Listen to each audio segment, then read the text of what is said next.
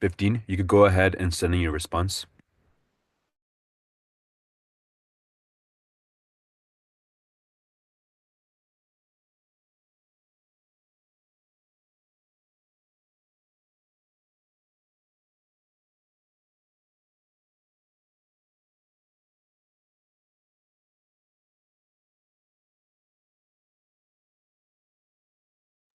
Okay, Liam, you could go ahead and read your response.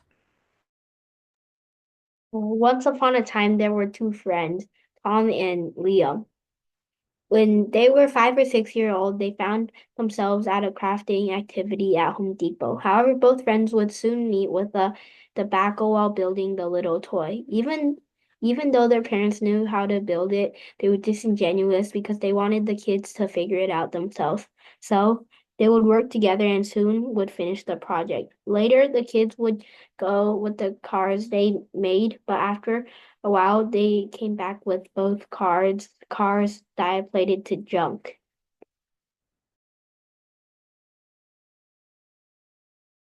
Okay, great job. And again, just the pronunciation of the last word over here, dilapidated. But otherwise, good job with your response. There are certain points I want to go over, but nothing too major. Primarily, the feedback has to do with the words that were used and how we can better use it. Okay, so starting off with, or let me just organize this better first.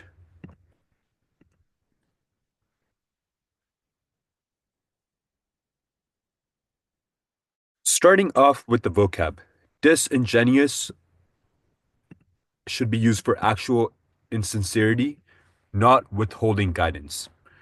Debacle should describe a more chaotic or dramatic failure, because again, the word itself is much more exaggerated compared to another word that could describe a similar situation.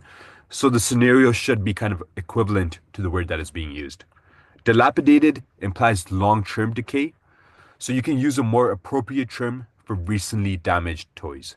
So just because of that long term factor, it would be a little bit more difficult to consider that sentence to be correct. And in general, I do agree these words are a little bit more difficult and more challenging, but you can find better ways to make these corrections and actually have them fit in within your current paragraph.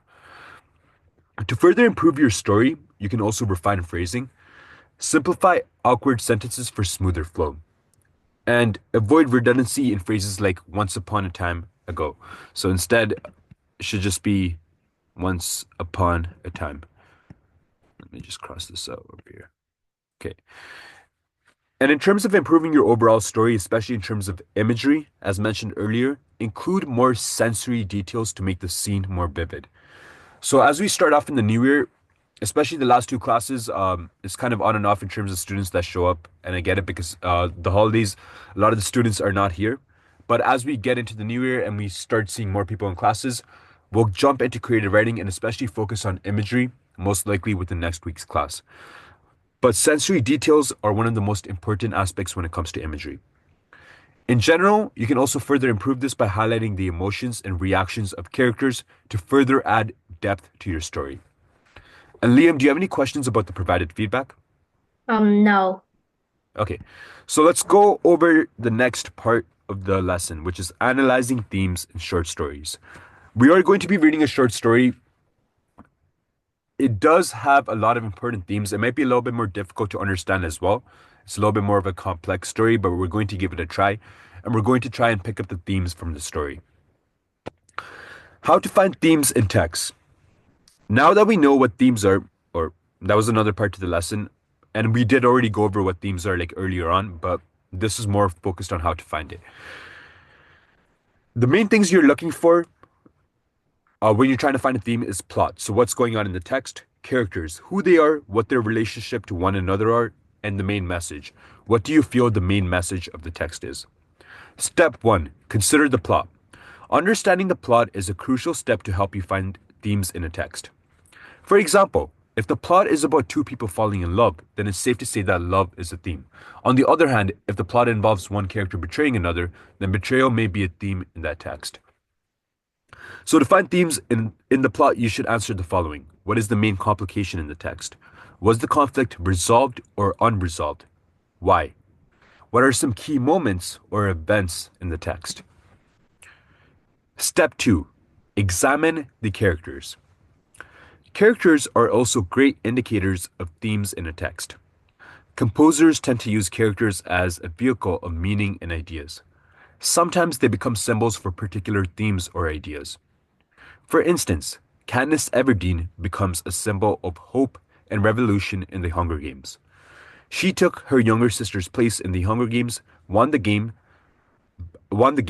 became the face of the revolution against the capital, and gave hope for a better life for the poverty-stricken districts. The novel also explicitly refers to Katniss as the embodiment of the revolution. As such, it's obvious that the Hunger Games trilogy themes are revolution, hope, and freedom. Another example where the characters reveal the theme of the text is Othello. This is more of a complex example, so I'm just going to avoid this. We'll rather stick with the first example to give us a good idea. As you can see, characters are able to reveal the themes in a text. So here are some things you should keep your eye out in terms of finding themes in a text.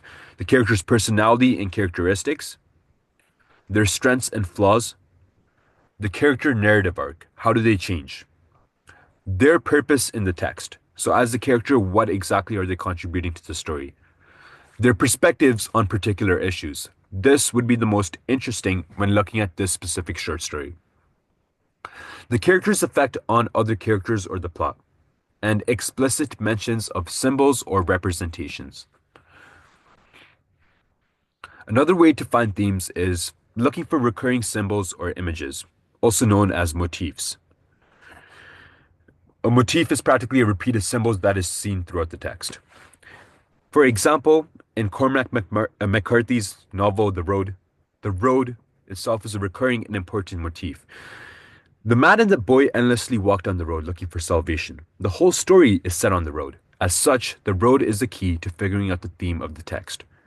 It symbolizes human journey in life and their drive to continue living.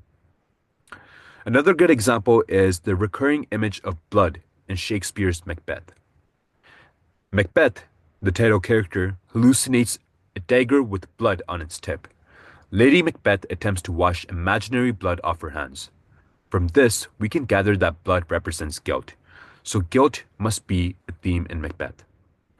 When you are finding themes in a text, you should keep an eye for any recurring images or symbols. These repeating images can clue you in on the themes. However, remember, you also need to break down the meaning of these motifs to find the theme. Use your analytical skill and judgment to determine this. The fourth step is to identify any ideas that are explored in the text. Sometimes composers, they're referring to writers over here, will explicitly mention ideas in the text. This can be done through a conversation between characters' soliloquy or monologue, or a direct discussion of the idea.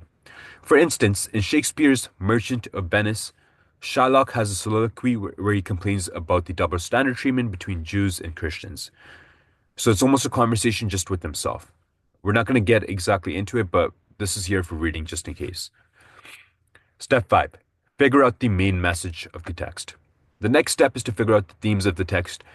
The next step to figure out the themes of the text is to identify the main message of the text. The composer or the writer will share their thoughts and feelings about particular issues in the world, and this will inadvertently be related to the themes of the text. For instance, William Golding's message in Lord of the Flies warns people that humans are savage by nature and must live within societal constraints to prevent savagery, violence, and chaos. As such, we can determine that the main themes in Lord of the Flies are savagery and chaos versus order. So to find the themes in a text, you should ask yourself, what is the main message of the text? What is the author's perspective on this issue? And does the author provide a solution? And Liam, before we get into the short story, do you have any questions about how to find themes within short stories? No. Okay, great. I should have the link to this. Okay, yeah, perfect. Right over here. Let me send this into the chat. I'm hoping the link still works, and then I'll give it a try over here as well. I think it should be a PDF document that is downloaded. Oh, never mind. Okay, that's fine. I'm just gonna send it. It Yeah, yeah, says it doesn't work. yeah. No worries. I got the same error show up on my end as well. I'll just find a different PDF.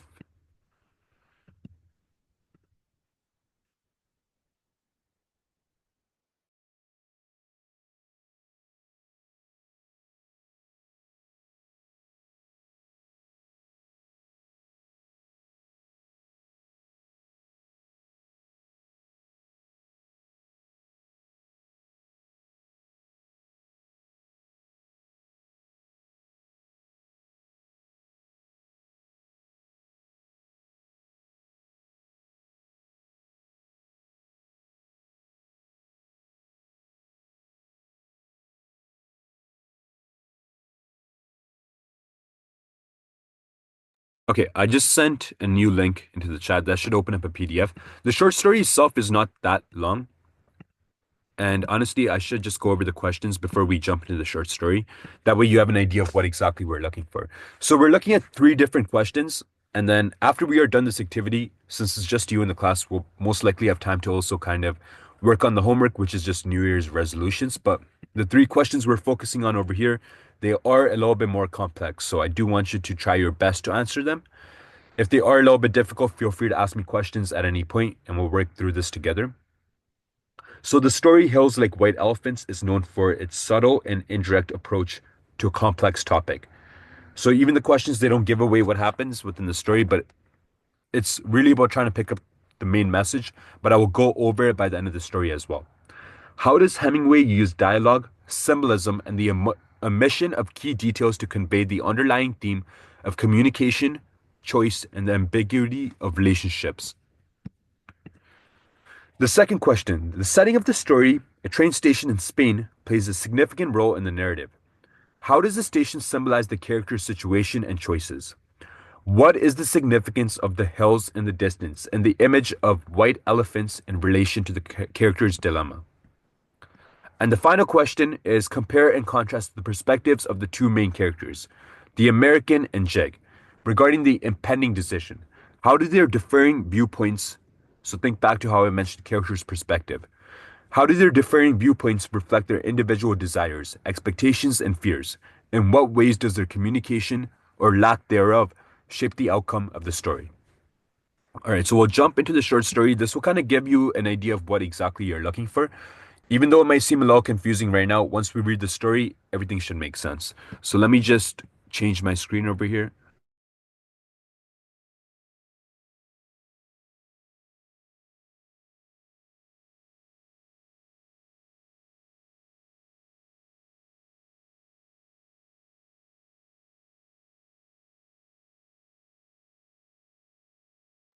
Okay, so all right, Liam, honestly, I'm gonna have you read through the story. I'm gonna have you read through the first page and then yeah, honestly, yeah, we'll just take turns reading through the pages and I'll finish off with the last one.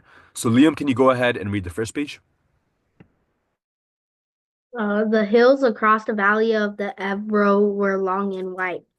On this side, there were no shade and no trees, and the station light was between two lines of rails in the sun. Close against the side of the station, there was the worn shadow of the building and curtain made of strings of bamboo beads hung across the open door into the bar to keep out flies. The American and the girl with him sat at a table in the shade outside the building. It was very hot, and the express from Barcelona would come in 40 minutes. They stopped at this junction for 2 minutes and went to Madrid. What should we drink? The girl asked. She had taken off her hat and put it on the table. It's pretty hot, the man said. Let's drink beer. Those Cavezrazas, the man said into the curtain. Big ones? A woman asked from the doorway. Yes, two big ones. The woman brought two glasses of beer and two felt pads.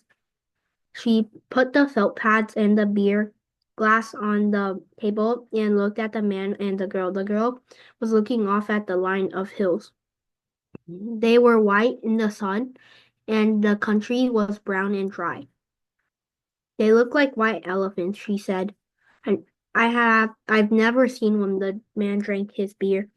No, you wouldn't have. I might have, the man said. Just because you say I wouldn't have doesn't prove anything. The girl looked at the bead curtain. They've painted something on it, she said. What does it say? Anis del Toro. It's a drink. Could we try it? The man called. Listen. Through the curtain, the woman came out from the bar, 4 reales, and Want two Anis del Toro with water? Do you want it with water? I don't know, the girl said. Is it good with water? It's all right. You want it with water? Asked the woman. Yes, with water.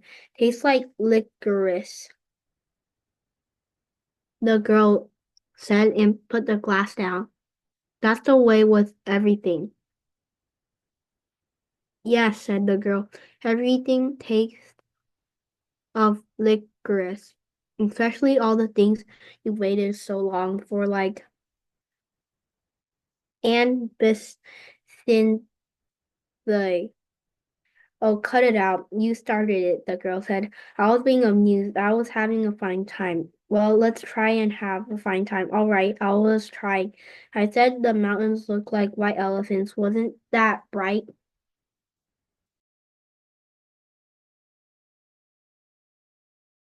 Okay. And as we see here, they almost have kind of a conflicted conversation. You can tell there's something in between them that they're not addressing. And even when we look at the elephant, if we look at symbolism, we're going to kind of get more into this, but think of common phrases that people use often with elephant, often with a topic or something that is not clearly brought up between people. Like I'm pretty on the nose with it, but I think it should be pretty obvious. But if not, we'll get to it by the end. And then another thing I also wanted to mention is, oh yeah, this would be absinthe. It's just referring to a type of alcohol. And then even early on, they do mention alcohol, different brands like Dos Cervas or Anis del Toro. But like those, you don't have to worry about. And then I'll continue reading from over here.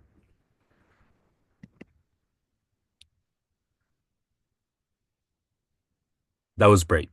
I wanted to try this new drink. That's all we do, isn't it? Look at things and try new drinks. I guess so. The girl looked across at the hills. They're lovely hills, she said. They don't really look like white elephants. I just meant the coloring of their skin through the trees. Should we have another drink? All right. The warm wind blew the bead curtain against the table. The beer's nice and cold, the man said. It's lovely, the girl said. It's really an awfully simple operation, Jig, the man said. It's not really an operation at all. The girl looked at the ground the table legs rested on. I know you wouldn't mind it, Jig. It's really not anything. It's just to let the air in. The girl did not say anything. I'll go with you and I'll stay with you all the time. They just let the air in and then it's all perfectly natural. Then what will we do afterwards? We'll be fine afterwards, just like we were before. What makes you think so? That's the only thing that bothers us. It's the only thing that's made us unhappy. The girl looked at the bead curtain, put her hand out, and took hold of two of the strings of the beads. And you think we'll be all right and be happy? I know we will. You don't have to be afraid. I've known lots of people that have done it. So have I, said the girl, and afterwards they were all so happy. Well, the man said, if you don't want to, you don't have to. I wouldn't have you do it if you didn't want to. But I know it's perfectly simple. And you really want to? I think it's the best thing to do. But I don't want you to do it if you don't really want to. And if I do it, you'll be happy and things will be like they were and you'll love me? I love you now. You know I love you. I know, but if I do it, then it'll be nice again. If I say things are like white elephants and you like it, I'll love it. I love it now, but I just can't think about it. You know how I get when I worry. If I do it, you won't ever worry. I won't worry about that because it's perfectly simple. Then I'll do it because I don't care about me. What do you mean? I don't care about me. Well, I care about you. Oh, yes, but I don't care about me and I'll do it. And then everything will be fine. Okay, so this I do kind of want to introduce what they're talking about. In this case, they're talking about an operation. So, since this is a man and a woman talking, we can kind of assume they're having a relationship between each other.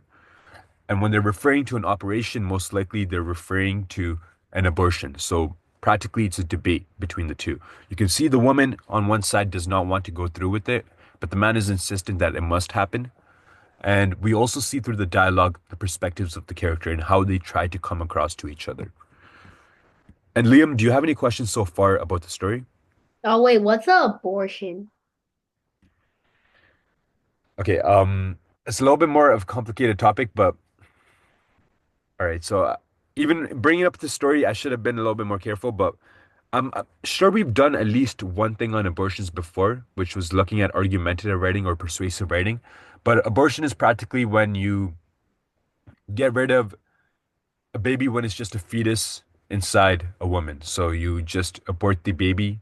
That would be the process, but that's when you get rid of the baby or you kill the baby before before like birth happens. You usually within like I think there's a 2 to 3 month window when it's possible to do an abortion like in a safe process. Oh, okay. Yeah. Okay. And Liam, you could continue reading from the third page.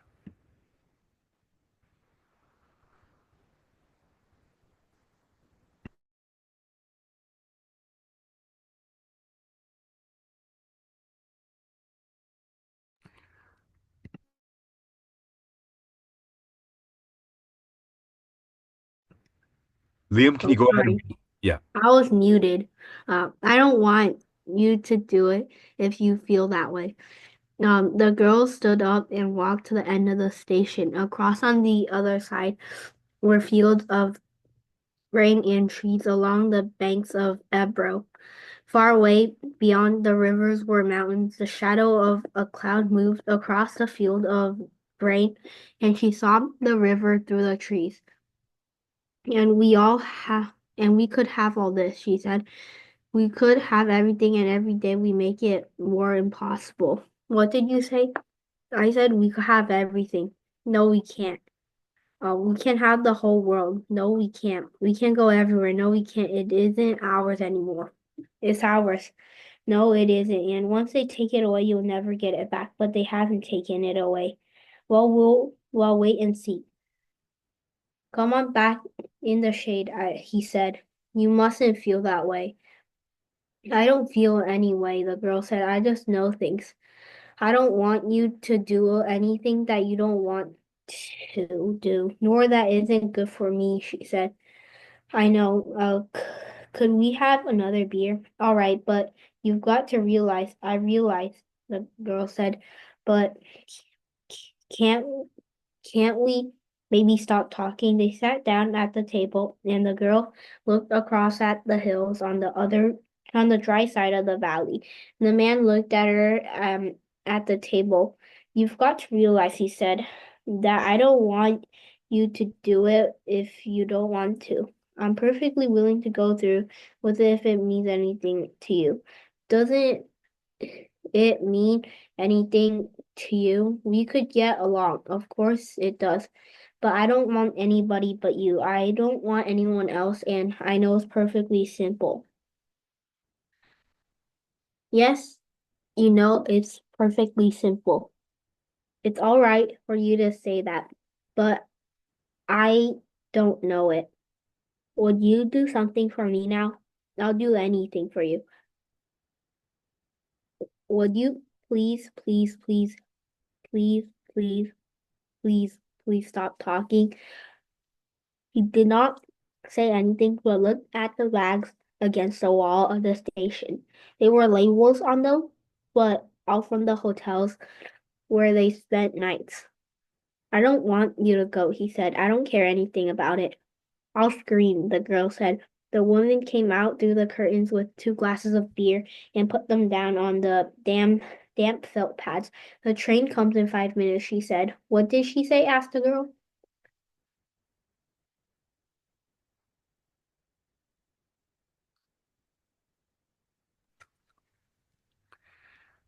Okay, and I'll go ahead and finish the last page. That the train is coming in 5 minutes. The girl smiled brightly at the woman to thank her. I'd better take the bags over to the other side of the station, the man said. She smiled at him. All right, then come back and we'll finish the beer. He picked up the 2 heavy bags and carried them around the station to the other tracks. He looked up at the tracks but could not see the train. Coming back, he walked through the bar room, where people waiting for the train were drinking. He drank an anise at the bar and looked at the people. They were all waiting reasonably for the train. He went out through the bead curtain. She was sitting at the table and smiled at him. Do you feel better? He asked. I feel fine, she said. There's nothing wrong with me. I feel fine. All right, so let me just go back. Let me just go back to the slides over here. And the first question, like we earlier introduced, is The story Hills Like White Elephants is known for its subtle and indirect approach to a complex topic. How does Hemingway use dialogue, symbolism, and the omission of key details? For example, they don't directly address the fact that they're talking about an abortion or about a baby or about any of those topics about being parents. They don't address any of those words. So that would be a omission of key details. And how does Hemingway use all of this to convey the underlying themes of communication, choice, and ambiguity of relationships? And Liam, before we get started with this question, before we get started with this activity, do you have any questions? I don't know what to write about it.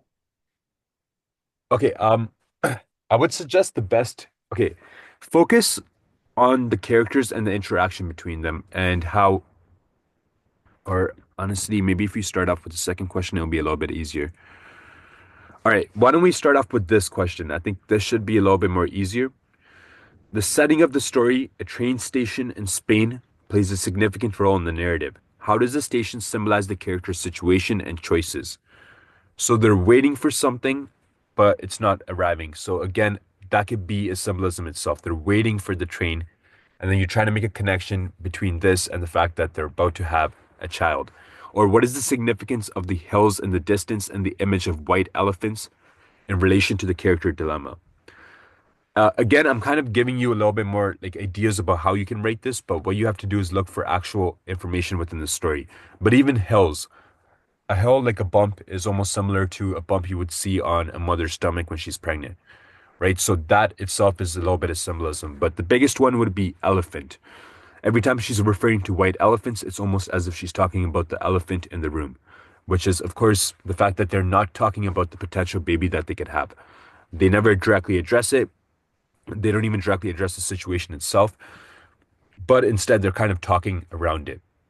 So here is where you would use evidence. So for example, if you were to write white elephants actually symbolizes the elephant in the room, which is the topic that they're not addressing, then you would talk about the dialogue and how they're omitting key details and how they never address the topics of being parents or having a child. And rather they just talk about it as an operation and surgery. So I'm kind of just broke down exactly how you would rate this answer, but Liam, does this make more sense if you're working on activity two? Uh, I don't think I got the story. I didn't even know they were like talking about a baby. Okay. Okay. All right, let me just think, because yeah, definitely the story is a little bit more complicated. So I do want you to try and give a response. So let's try and work on. Okay, I'm trying to think, or we could just start off with the New Year's resolutions. Okay, honestly, it's fine. Let me just remove this.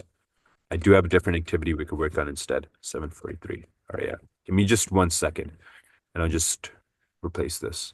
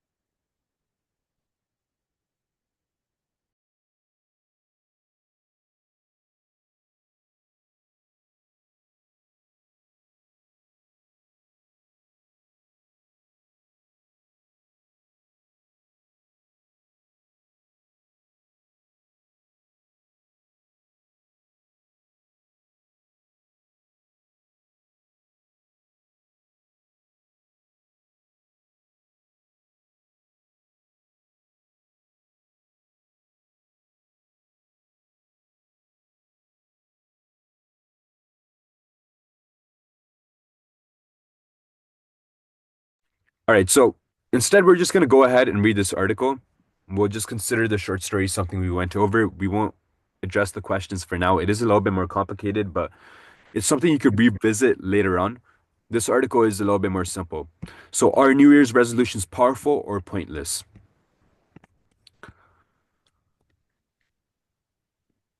All right, Liam, can you go ahead and read this slide? January may seem like an arbitrary date to start self-improvement, but there are good psychological reasons for doing so. Almost every year of my adult life, I've started the new year with a set of resolutions that I've been determined to keep. The results predictably have been variable.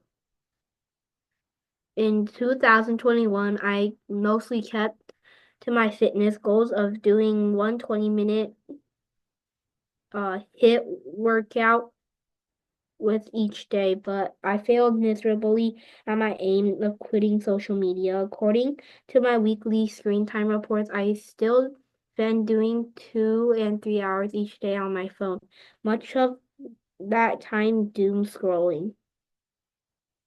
I'm far from alone in my determination to start each new year with a plan for self-improvement. At least a quarter of people typically make at least one New Year's resolution, and a large portion of those good intentions end in disappointment. For those who don't follow this tradition, the very act of creating a New Year resolution can seem illogical. Rationally speaking, first January 1st should be no better than any other day to make a life change. So I put the needless pressure on ourselves to upgrade our lives at the opening of a new calendar. Recent psychological research, however, suggests that there are many good reasons to begin a new rhyme on the first day of a new year, and by understanding and capitalizing on these mechanisms, we can all increase our chances of sticking to our new goals for 2022.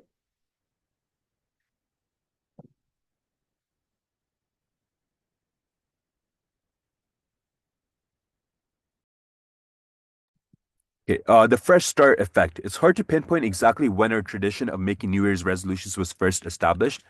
Anna Katharina Schnaffer, a cultural historian and the author of The Art of Self-Improvement, notes literary references to self-improvement go back centuries to Chinese antiquity and the Roman Stoics, for example. The practice of pegging goals to a particular calendar date was already well established by the 1860s, as seen in one of Mark Twain's letters. Okay, and Liam, can you go ahead and read this slide? Yesterday, everybody smoked his last cigar, took his last drink, and swore his last oath, he wrote on January 1st, January 1863. Today we are pious and exemplary community. 30 days from now we shall have cast our reformation to the winds and gone to cutting our ancient shortcomings considerably shorter than ever. We shall also reflect pleasantly on how we did the same old thing last year about this time. In Schaffner's opinion, it is no coincidence many of us are especially keen to make positive changes after hedonic holiday season. You have overindulged and now it's time to purify, she said. It's notable, she said, that many resolutions are focused on abstinence, giving up our bad habits to cleanse our bodies and souls. The purity pinnacle can't fully explain our penchant for New Year's resolutions. Many of us, after all, may make promises after relatively sober festivities, and many of our goals are related to work or personal pursuits that have nothing to do with spiritual and physical and autonomy. So, is there something special about the date itself that makes personal change of any kind inciting?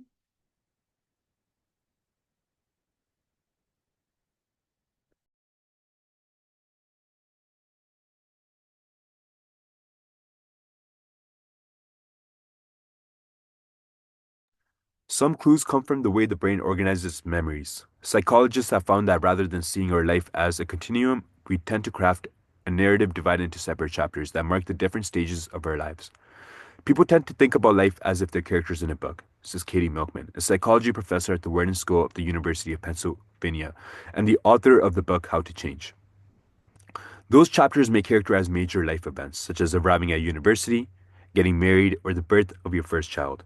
But your mind can also split these major chapters into smaller sections so that the start of a new year can represent a break in the narrative. Anytime you have a moment that feels like a division of time, your mind does a special thing where it creates a sense that you have a fresh start, says Milkman. You're turning the page, you have a clean slate. It's a new beginning. Okay, and Liam, can you go ahead and read this slide? This helps you to create psychological distance from past failures, she said, allowing you to feel that any mistake was the old you and that you'll now do better. On January 1st, I can think that my time wasting on Twitter was 2011 David. While 2022 David is going to have the focus and dedication of Zadie Smith, who somehow shuns social media and indeed any online distraction as she writes her masterpieces. Milkman has worked with Jason Riss at Harvard University and her doctoral student and Chen Dai, now a professor in UCLA School of Management, to investigate the fresh start effect in various settings. One study, they analyzed data from Stick, a popular goal-setting website and app that is meant to help people with their self-improvement. Dye and Milkman found that people were not only likely to set new goals at New Year, as you might expect, but also after many holiday breaks. There was even a slight uptick on Mondays as people tried to reset with the start of the new week and on the first day of each month. As further evidence, Milkman, Riss, and Dye tested whether they could prime the refresh start effect artificially. To do so, the researchers invited participants to sign up for an email reminder of their goals to subtle differences in the way they framed the date. Consider one reminder sent on 20th of March. For some students, the date was simply labeled the third Thursday in March, hardly a significant landmark. For others, it was called the first day of spring, which they hoped would provoke the sense of a new beginning.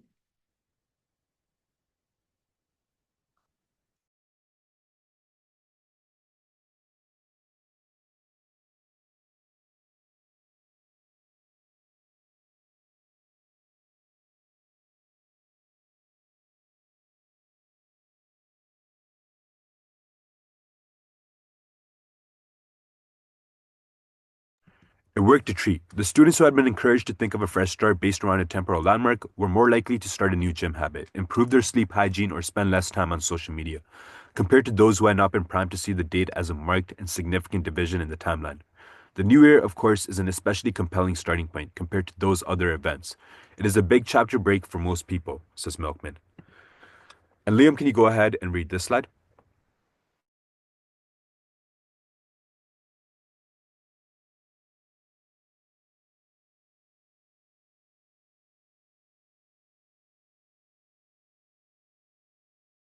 Liam, I think you might be muted. Oh, sorry, I was muted again. Yeah, no worries. From failure to success. Skeptics may still wonder whether the practice is worthwhile. Surely most people are only setting themselves for failure. No, yet the available data shows that the overall success rate is higher than many might think. According to a recent YouGov survey, 35% of people who made resolutions managed to stick to all of their goals. If 50% of people manage to keep some of their resolutions, that's a lot of people or making at least some positive changes to their life, even if they do also fail at some of their goals. The way you frame your resolutions could make an important difference.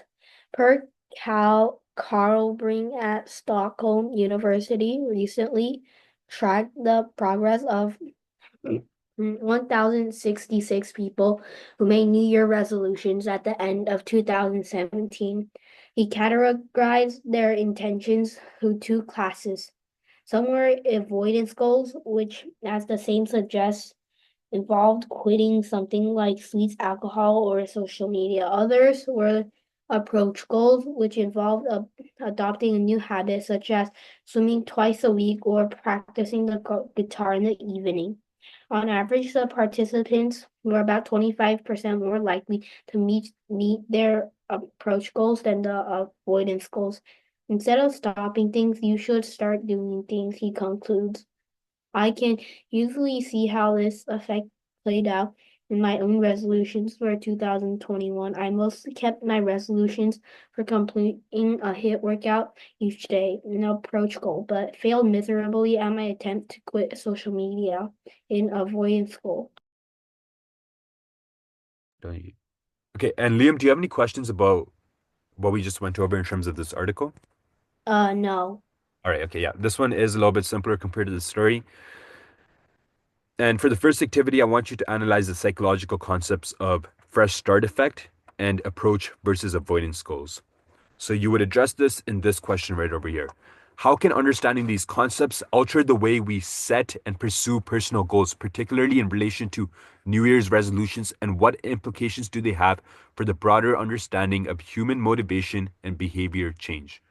So I do want you to use the article as a point of reference. You don't need to use exact direct effort, direct quotes from the article, but make references to the studies and facts that they refer to. Before we get started, Liam, do you have any questions about this activity? Wait, so do I just like write how the new year is like better for setting new goals and why? No, the main thing you're writing about is these concepts right over here. So the fresh start effect and the approach versus avoidance goals. And you're talking about how that is helpful to making New Year's resolutions.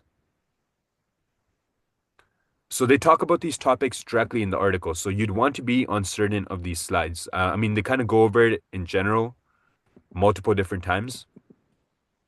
I think it's first mentioned.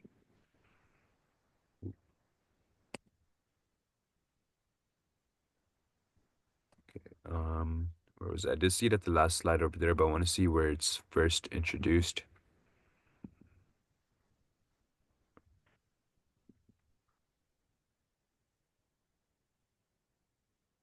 Okay, yeah. Here we have the fresh start effect being introduced. That's one of the more important parts. And then we also have the mention of approach goal and avoidance goals. So we also see it mentioned over here that others were approach goals, which involved adopting a new habit. And where did they mention avoidance goals? Some were avoidance goals, which, as the name suggests, involved quitting something like sweets, alcohol, or social media. So you're talking about avoidance goals versus approach goals. How are they helping with New Year's resolutions? And then going back over here, the fresh start effect.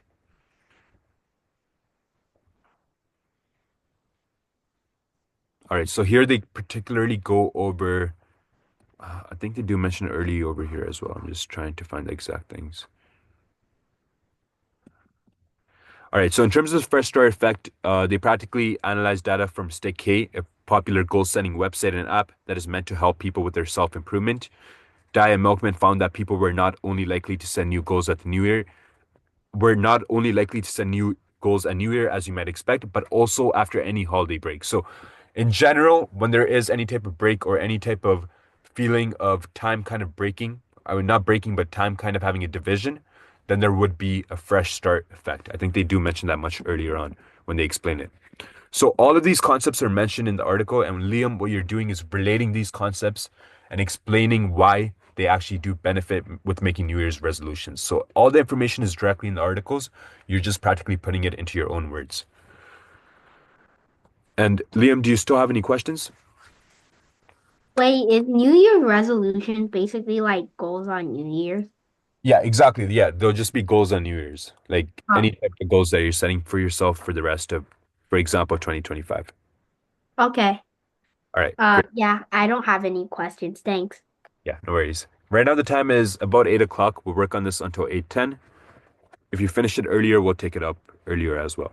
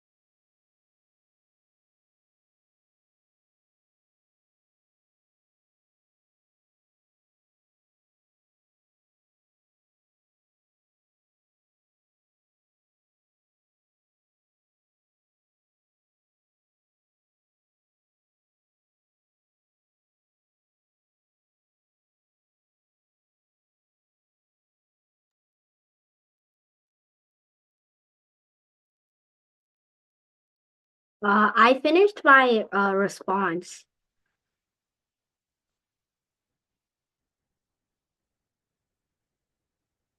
Hmm. All right. My apologies. Okay, yeah, I got your response over here.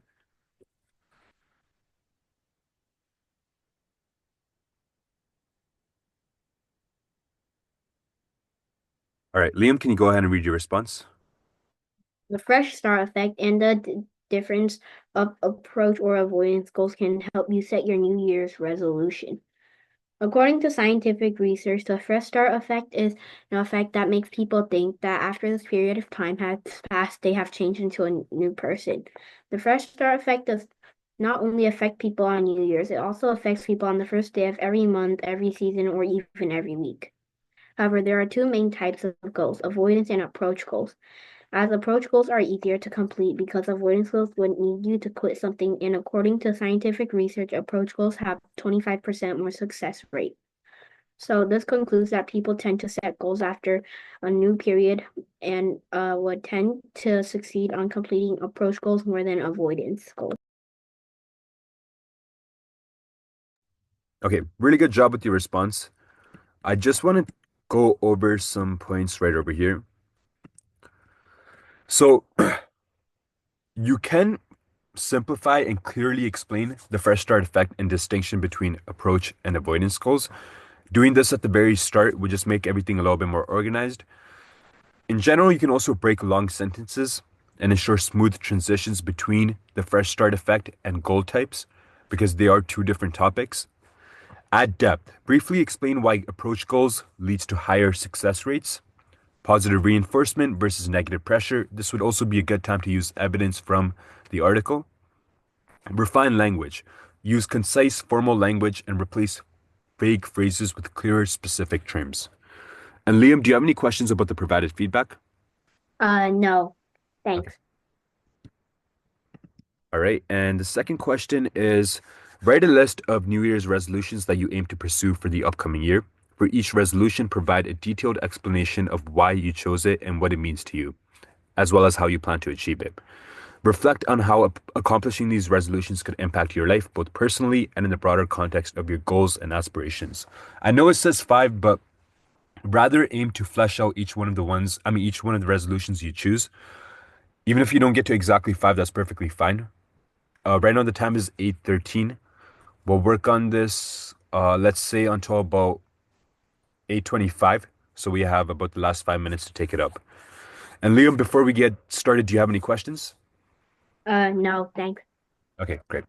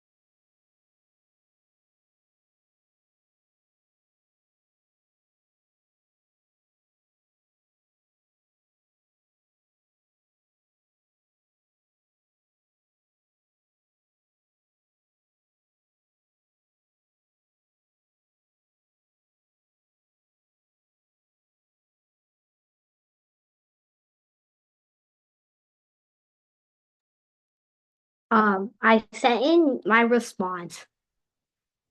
Okay, great job. We'll go ahead and we'll proceed with the takeoff for this, and then, all right, yeah, this is a little bit longer. Okay, great. Yeah, we'll go over the takeoff for this. In terms of homework, I don't think we have much to worry about. It's primarily just the creative writing prompt and addressing any of the unfinished questions. But the writing assignment, I do want to go over before we end off class, but we'll go over this first. So just make this smaller. Okay, Liam, can you go ahead and read your response? For my New Year's resolution, I would have a few things I would really want to change. One of my first problems I have is that I usually spend more than an hour a day on YouTube. So my goal would be to decrease that time to less than half an hour. I would do this by deducting a minute of my time every day until I would soon end up with half an hour. Accomplishing this goal would mean that I would have more time to do productive things and I would be able to spend more time with my family. Also, I would want to have another goal of improving how fast I could get out of bed. I usually would take 5 to 10 minutes to get out and get dressed, which would result in me and my mom rushing me to school. I would accomplish this goal by rewarding myself every time I improved my score on how fast I could get out of bed with a candy bar.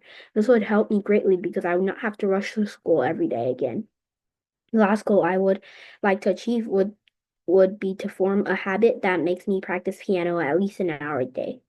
I would achieve this by adding a minute to my piano time every day until I reach my goal. However, depending on how much time I do not do, I would deduct that on my YouTube time. By achieving this goal, I would have a higher rate of passing my piano test and I would be able to play more songs. All in all, I'd love to be able to complete all of my goals, but I hope I could at least complete two of them.